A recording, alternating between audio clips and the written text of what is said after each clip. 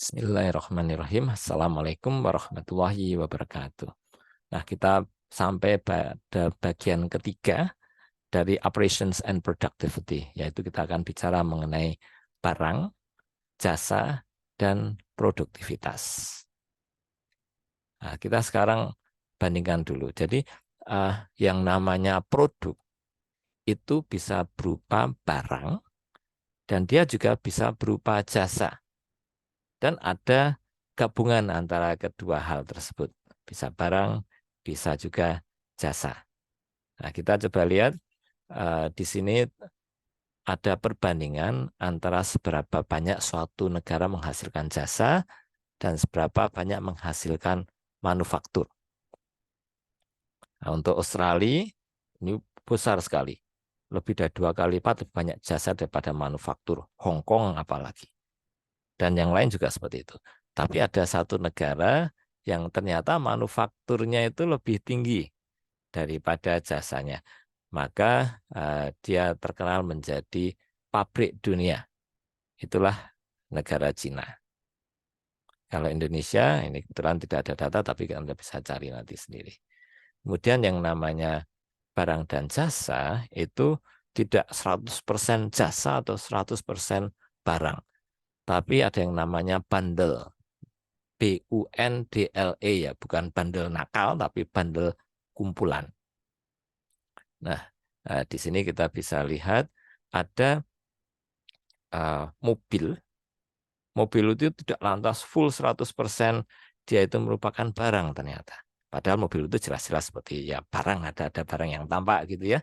Tapi ada juga unsur jasanya. Ketika Anda beli mobil, Anda datang uh, ke dealer. Nah, dealer itu kan ada suasana dealer yang enak, dealer yang misalkan ada AC, pelayanannya enak, dan seterusnya. Nah, dia juga bundling, walaupun banyak barangnya, tapi unsur jasanya juga ada. Kemudian komputer. Komputer itu juga bundle. Nah, bundle jasanya di mana?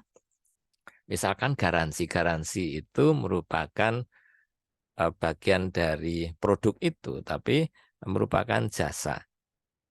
Kemudian termasuk berarti ketika ada barang yang rusak, nanti Anda bisa masukkan ke dalam service station, nanti akan ada perbaikan. Nah, perbaikan itu sendiri kan jasa, sehingga warranty, garansi itu masuk jasa, komputernya sendiri itu masuk barang.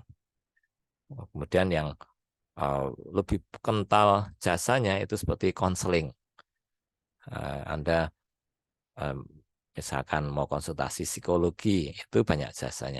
Atau tukang cukur misalkan, itu juga banyak jasanya. Tapi tetap ada di tempat cukur itu ada AC misalkan, atau bisa Anda fittingan itu di bawah pohon beringin juga bisa. Ya, kan beda-beda ya kandungan unsur jasanya.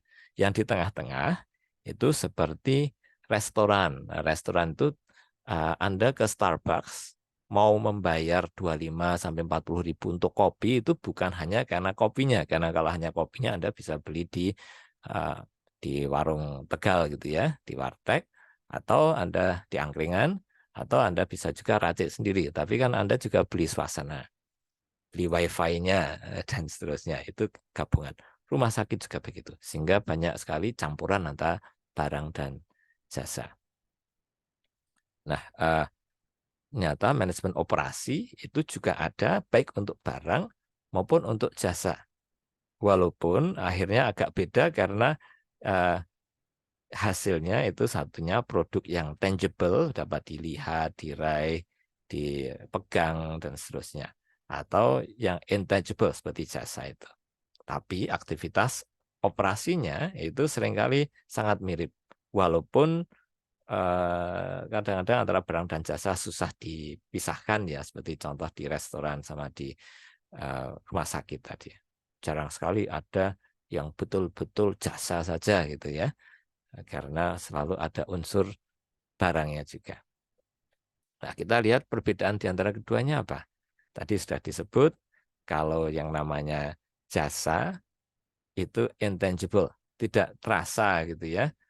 Eh, Kalau misalkan eh, kita naik suatu airline, naik suatu penerbangan gitu ya, kita dipindahkan tempatnya atau riding on an airplane-nya itu tidak terlalu tampak pemindahan tempat kita dari satu tempat ke tempat yang lain. Tapi yang tangible itu, yang menjadi barang, itu tempat duduknya itu sendiri. Kalau tempat duduknya kan nyata, bisa dipegang gitu ya.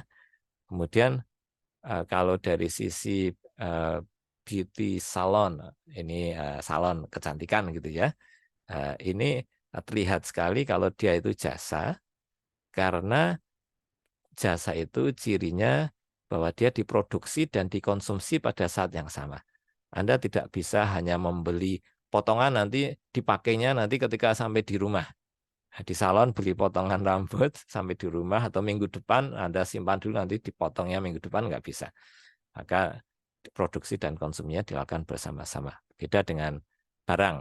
Barang itu bisa disimpan. Misalkan Anda punya produk untuk perawatan muka gitu, itu bisa disimpan produknya. Atau beli sisir sama gunting, itu bisa disimpan, itu barangnya. Nah, kemudian kalau jasa itu sifatnya unik ya. Jadi misalkan di rumah sakit, setiap orang itu mendapatkan treatment yang beda-beda. Tidak bisa asal masuk ke rumah sakit semua dikasih paracetamol saja gitu, tidak bisa seperti itu. Nah, sedangkan kalau barang itu seringkali barangnya sama, siapapun yang beli ya dikasih iPhone yang sama misalnya. Kemudian ciri lain dari jasa itu dia ada interaksi yang tinggi dengan konsumen. Ketika Anda datang ke tukang cukur kan langsung ketemu penjualnya dengan konsumennya. Sedangkan kalau Anda beli Indomie, itu tentunya nggak pernah ketemu kan antara orang yang buat Indominya dengan kita sebagai konsumen. Kemudian kalau jasa, itu seringkali produknya itu variasinya tinggi sekali, tidak terlalu konsisten. Misalkan ketika beli asuransi itu nanti sangat tergantung kondisi mobil, asuransi mobil. Kalau misalkan asuransi kesehatan, kondisi kesehatan seseorang, usia, dan seterusnya. Sedangkan kalau untuk barang itu standar. Kemudian jasa itu seringkali basisnya basis pengetahuan. Misalkan jasa pendidikan, jasa hukum. Kalau barang itu cenderung bisa ada otomatisasi tanpa harus terlalu banyak pengetahuan, ya, lebih ke low skilled labor. Kemudian kalau jasa itu bisa terjadi di berbagai tempat. Jadi misalkan kita mau potong rambut, itu banyak sekali yang menyediakan potong rambutnya. Sedangkan kalau produk itu biasanya ya pabrik-pabrik tertentu saja. Toyota misalkan ada di Tangerang, atau ada pabrik di Bekasi, dan seterusnya. Kemudian kalau jasa itu sulit untuk menilai kualitasnya. Kualitas konsultasi psikologi yang Anda peroleh, itu gimana cara menilainya? Agak susah kan? Tapi kalau barang itu kan bisa. Misalkan kualitasnya tinggi ketika dia punya standar tahan air tertentu, coba nanti dicelupkan sesuai enggak dengan standar yang dia klaim gitu ya. Tahan air dalamnya berapa menit, itu mudah diukur. Kemudian kalau jasa itu jarang sekali bisa dijual ulang. Saya sudah potong nggak cocok, nanti saya jual ke orang lain lah potongan saya, itu kan nggak mungkin ya.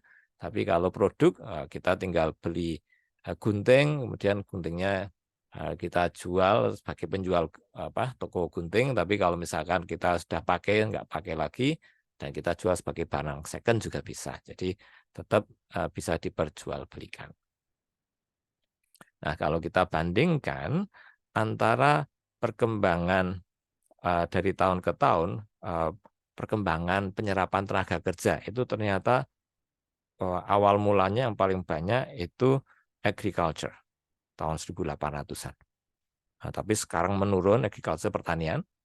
Kemudian yang meningkat pesat itu jasa.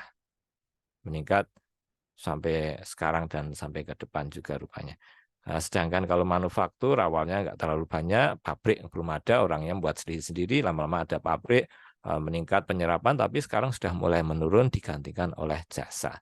Sehingga jasalah yang menjadi pemain utama rupanya. Bahkan terlihat di sini, itu jasa itu menyerap 86% tenaga kerja dari berbagai bidang. Manufaktur hanya 8,2%, konstruksi 4%. sisanya pertanian dan pertambangan. Dan gajinya pun juga lumayan. Ternyata tadi ada persepsi bahwa gaji untuk jasa itu rendah, ternyata enggak. 42% pekerja di bidang jasa menerima gaji di atas rata-rata. Nah, demikian pentingnya jasa, maka operasi pun juga nanti kita akan perlu melihat tentang operasi bidang jasa. Oke, demikian untuk bagian berikutnya, bagian ketiga dari kuliah kita tentang manajemen operasi dan produktivitas. Terima kasih dan wassalamualaikum warahmatullahi wabarakatuh.